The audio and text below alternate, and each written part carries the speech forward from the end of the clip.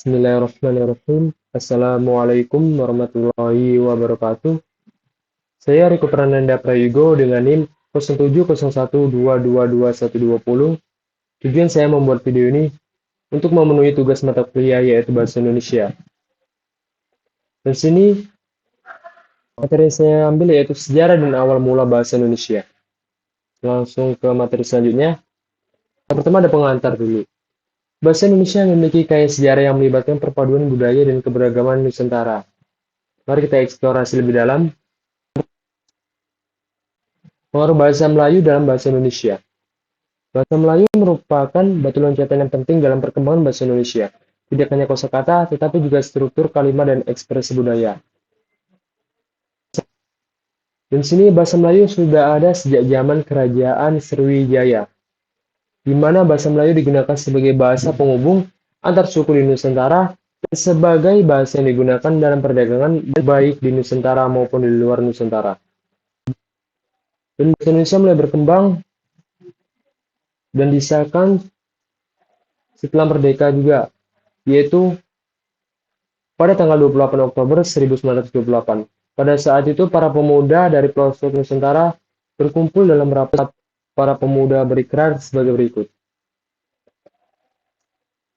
Kami, putra dan putri Indonesia, mengaku bertumpah darah yang satu, tanah air Indonesia. Yang kedua, kami putra dan putri Indonesia, mengaku berbangsa yang satu, bangsa Indonesia. Yang ketiga, kami putra dan putri Indonesia menjunjung tinggi bahasa persatuan, yaitu bahasa Indonesia. Ikrar para pemuda ini dikenal dengan nama Sumpah Pemuda.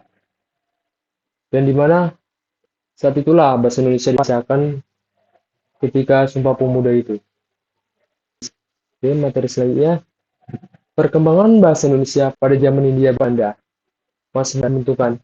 Bahasa Indonesia mengalami penyeragaman dan dianggap sebagai bahasa pengantar di sekolah-sekolah, yaitu ada seperti mata pelajaran ataupun mata kuliah yaitu bahasa Indonesia.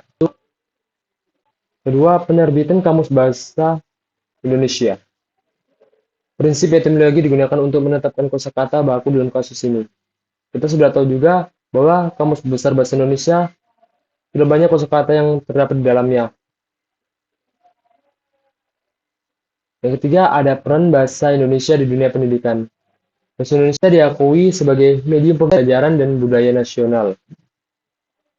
Ketiga, proklamasi bahasa Indonesia sebagai bahasa negara.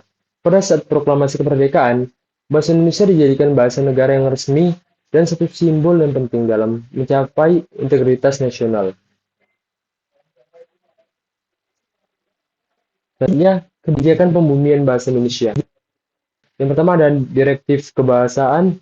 Pemerintah mengeluarkan kebijakan untuk membumikan bahasa Indonesia secara luas dalam berbagai sektor kehidupan. Yang kedua, pendidikan formal. Bahasa Indonesia diajarkan secara resmi di sekolah dan universitas sebagai bagian dari program pendidikan nasional.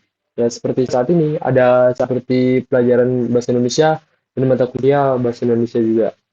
Ketiga, penggunaan bahasa daerah. Bahasa daerah tetap diberdayakan dan didukung sebagai bagian dari kekayaan budaya Indonesia. Selanjutnya,